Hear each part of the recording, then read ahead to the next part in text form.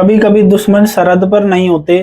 कभी कभी दुश्मन अपने ही शहर में अपने ही लोगों के बीच होते हैं। उत्तर प्रदेश के हाथरस में एक फौजी दिन दहाड़े हाईवे पर घेरकर गोलियों से मार दिया जाता है। नाम था अखिलेश चौधरी। एक बेटा, एक पति, एक पिता और भारतीय सेना के जवान। अखिलेश हाथरस के समदपुर गांव का रहने वाला था। वह साधारण किसान परिवार से था। घर में माता पिता और एक आम भारतीय परिवार, लेकिन सपना बड़ा था वर्दी पहनने का। अखिलेश 2017-18 में सेना ज्वाइन करता है। उसने ट्रेनिंग की कठिनाइयां झेली, दूर दराज की पोस्टिंगें झेली और वर्तमान में वह आगरा के आर्मी वर्कशॉप यूनिट में तैनात था। घर की जिम्मेदारियां उठाई, माँ बाप का सहारा बना। फिर उसकी जिंदगी में आई निधि।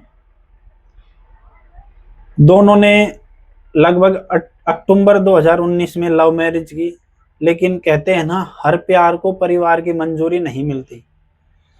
बताया जाता है इसी शादी से कुछ लोग नाराज थे, तनाव बढ़े, झगड़े हुए, थानों में मामले दर्ज हुए। लेकिन अखिलेश ने इन सब बातों के खिलाफ जाकर अपना घर बसाया। कुछ समय बाद उनके घर में एक बेटे का जन्म होता है और घटना के समय उसका बेटा करीब 3 साल का था। शादी के बाद दोनों परिवारों में खटास बढ़ती गई। निधि के भाई ने अखिलेश के ऊपर जानलेवा हमले का मुकदमा दर्ज करवाया, जिसमें पुलिस ने धारा 307 के तहत मामला दर्ज किया। मामला कोर्ट तक पहुंचा।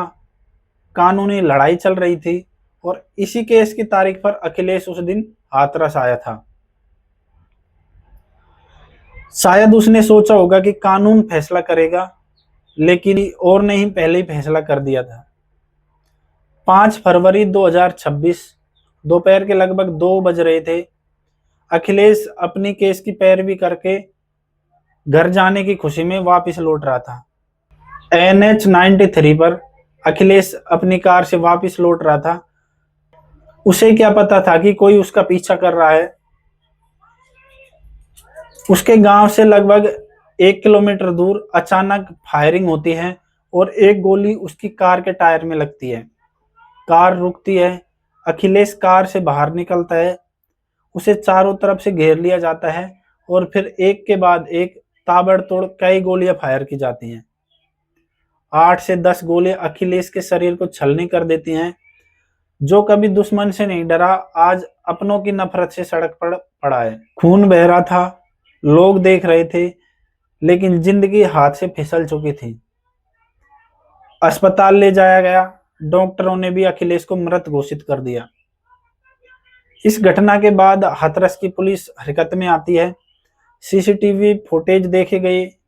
मीडिया रिपोर्ट्स के अनुसार 2 आरोपी गिरफ्तार किए, बॉबी और राजा, जो निधि के बुआ के लड़के थे।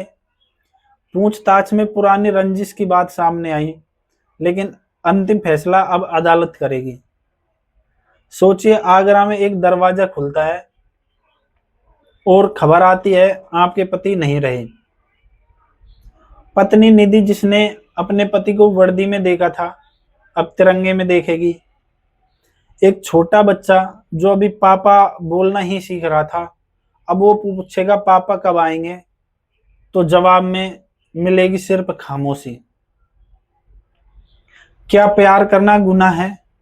क्या शादी अपनी मर्जी से करना मौत की वजह बन सकता है?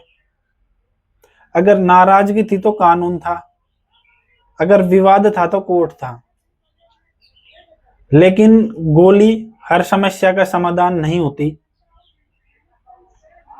निधि के भाइयों ने अपना जीजा नहीं मरवाया, बल्कि उन्होंने अपनी बहन की पूरी जिंदगी अंधेरे में ढकेल दी। एक बूढ़े बाप से अपने बुढ़ापे की लाठी छीन ली। एक माँ बाप ने बेटा खोया, एक पत्नी ने पति खोया, एक बच्चे ने अपना पिता खोया। खैर, जांच अब क्राइम ब्रांच के पास है, लेकिन बड़ा सवाल यह है, क्या समाज की ये झूठी शान किसी की जान से भी बढ़कर है? क्या एक फौजी को अपनी पसंद से जीने का हक नहीं था? अपनी राय कमेंट में जरूर दीजिएगा, क्योंकि आपकी आवाज ही ऐसे जांबाज को इंसाफ दिलाएगी। मैं हूं हरी मीणा, आप देख रहे हैं द हरी मीणा। मिलता हूं आपसे ऐसी एक सच्ची घटना के साथ। जय हिंद, जय भारत।